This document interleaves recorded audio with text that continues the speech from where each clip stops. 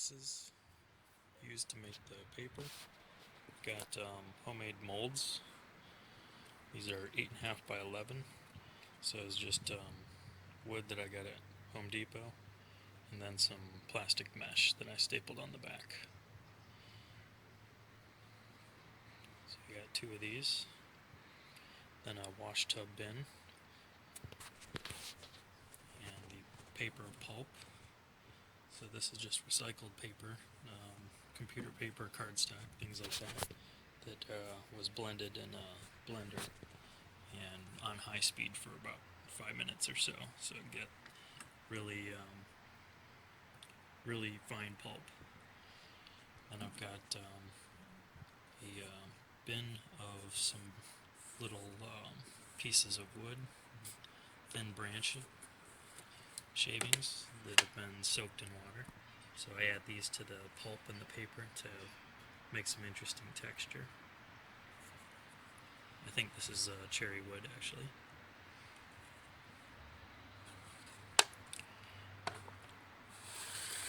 And then some coffee, optional if you want that. Right, and I'll show you how to put this together.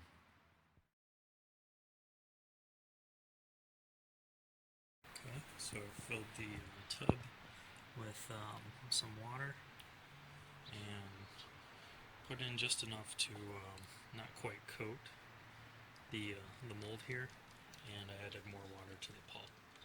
So I'm going to pour it in, and the height of the water in the pulp should go above the mold by at least, I would say, an inch or so you can get the pulp to go into the mesh. So I'll pour the pulp in here.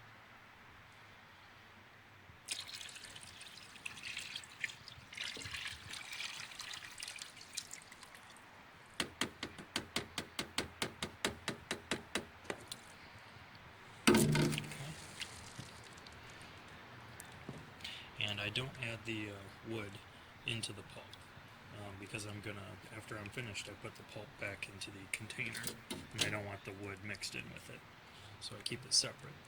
So I'll show you what I do there. So now that the pulp is in here, just kind of stir it around to get an even mix. Then place the strainer in the pulp.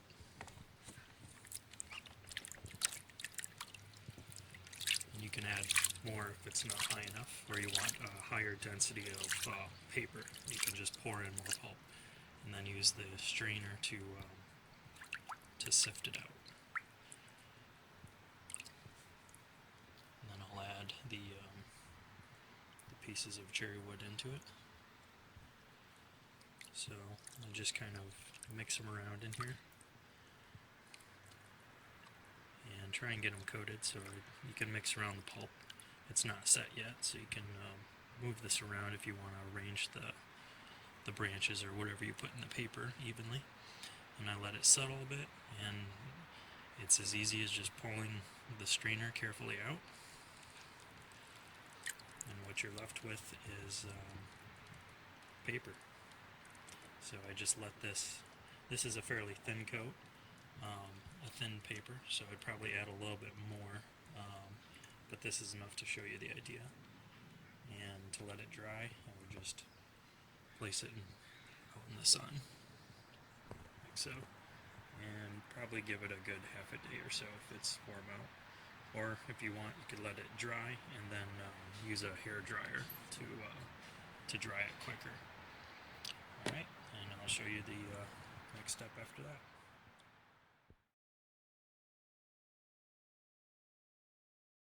So here's the paper and the mold after it's had about a half a day to dry in the sun, or I'd say probably 10 minutes with a hair dryer. Just enough to get it dry enough to be able to pull out the mold without risk of tearing. You still want it a little moist, and I'll show you in the next step why. So taking it out, you need to be a little careful. What I like to do is kind of press against the edges to kind of break that seal, because it likes to bond to the side of the wood here. So you can see it kind of pulling a little bit away from the sides. That just prevents it from risk of tearing when you actually pull it out of this mold. Okay, so, and you can use a pencil or something with maybe a toothpick, a sharp point, just to pick up the corner. And don't worry about it bending a little bit. You'll take care of that in the next step. So I just kind of peel it off here. It's very pliable, so it's not rigid right now. So I'll just peel up the corner, then very carefully kind of ease it out. So just kind of gradually pick it up. As you can see, it's starting to come out of the mold, and it's still very damp, so you can see it kind of bending quite a bit. So here, just carefully pull it out. You don't want to pull it out too quickly or you'll tear it, as I'm starting to do over there.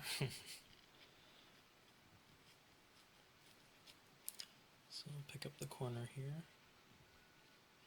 and it's almost out.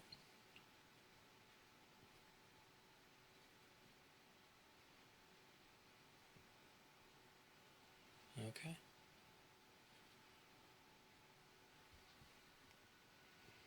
And I'll set it on this cardstock here.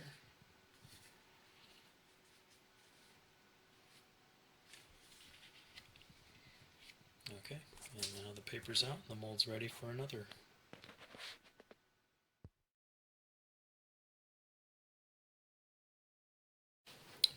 Alrighty, after taking the paper out of the mold, it needs to get ironed a little bit to flatten it for printing. So I've got the ironing board and the iron here, and what I usually use is a piece of cardstock, so just kind of thicker paper as a base, and then take the paper that's out of the mold, place that on here, and it should still be a little damp so the iron can still flatten it. If it's dry, it tends to kind of singe a little bit if it gets too hot. So I try to keep it damp, and if it's too dry, then I'll just spray it with a little bit of water to get it damp again. And I'll put another piece of cardstock over it to kind of sandwich it in between. Then I'll protect it from getting burned from the iron directly. Then I'll just, I have it set on cotton, so it's fairly high heat. I'll just run the iron over it like this. And I don't really hold it down too long on any one spot. I just kind of keep moving with it. And I don't press too hard because I do want to keep some of the texture of the paper intact. If you press really hard, you'll get it flat like paper you'd buy at the store. So I'm just doing it to flatten it out enough for printing. Okay. Then I'll lift it up and flip it over and do the same thing on the other side.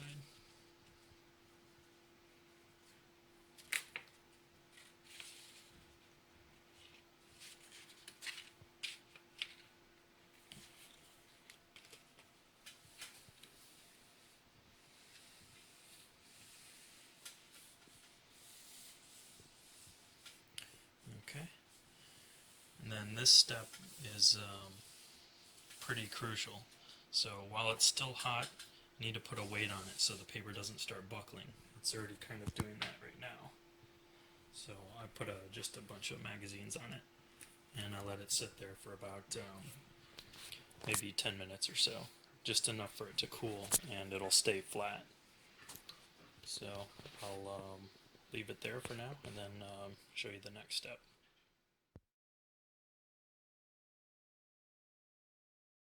Okay, here's the paper. I put the side that's mostly white on the printing side, and you'll want to put the paper in a rear tray if possible so that the bending is minimized on the printer. If it goes through the tray at the bottom, it'll fold it upward, and it may, if there's things embedded in the paper, it may break them. So I try to keep it in the rear tray so it stays as flat as possible through the whole printing process. So right now it's going to grab the paper. Since the mold was 8.5 by 11, it fits in the printer tray pretty cleanly. The edges aren't too frayed, and the ironing kept the paper fairly flat. You can see there's still quite a bit of texture left in the paper, so it's not perfectly smooth, but it's flat enough for the printer to be able to print the certificate. So it's handling the printing, and then it'll grab it here in a second.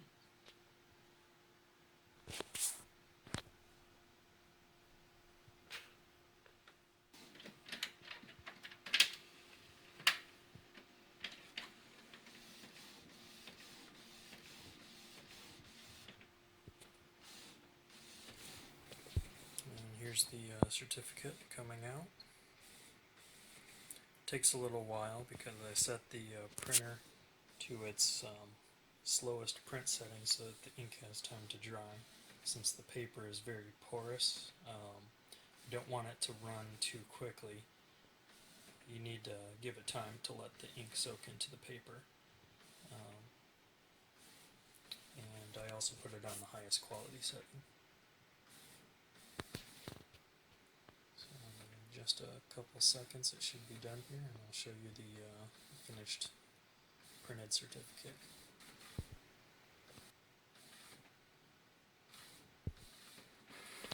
Okay, and it's done. So here you can see the finished printed certificate on the paper. Came out pretty well. The detail is clean. And I'll hold it up to the light so you can see the embedded wood fibers here. So that adds a uniqueness. Each certificate is as original as the painting it goes with.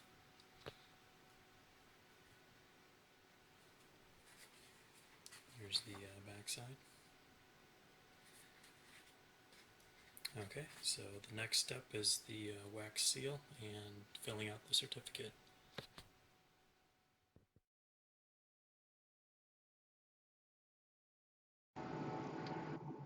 Okay, so here I have the certificate ready for the wax seal. I've got a piece of wax. This is specially designed wax for seals. It's not like candle wax. It's much more tacky and slow burning. And then I've got my wax seal here. It's custom made brass seal with a natural wood handle and a lighter to heat up the wax. So I'll start the wax seal here.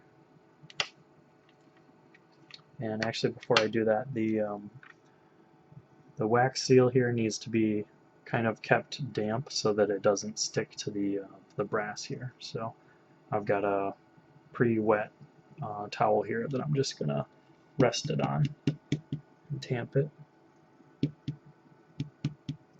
and then I'll leave it there. And now I'll start to melt the wax here.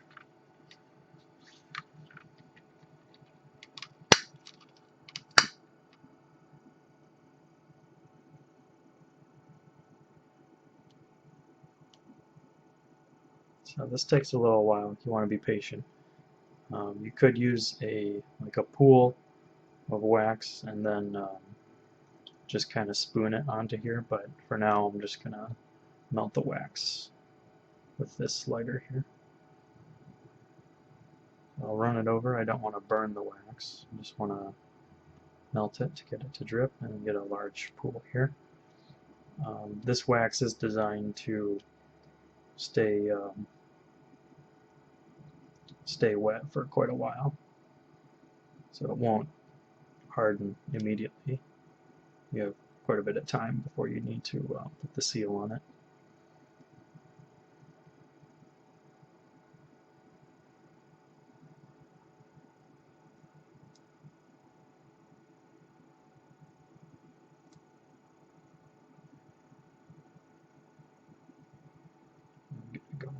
side here.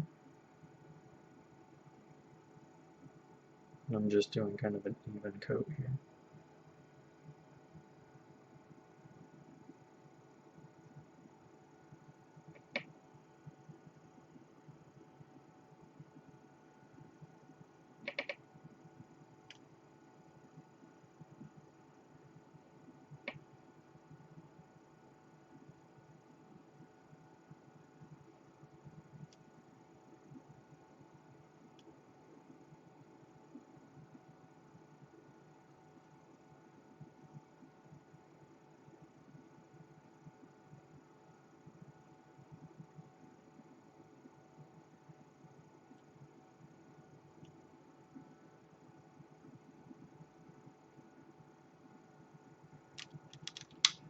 Okay.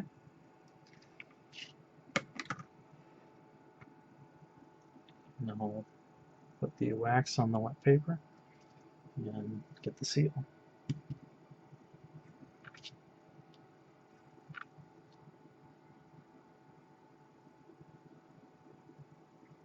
And just kind of push down here and let it cool down for a little bit.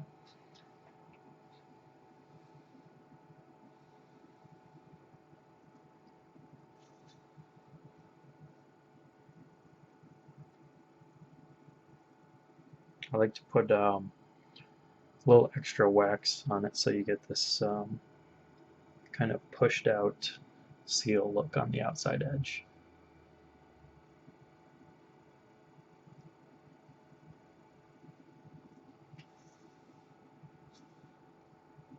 So I'll let this dry for a little bit before pulling it off.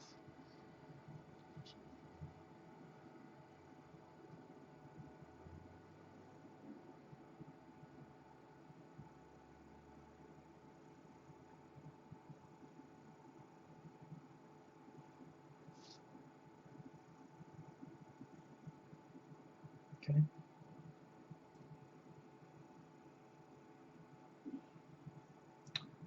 And there you go, wax seal.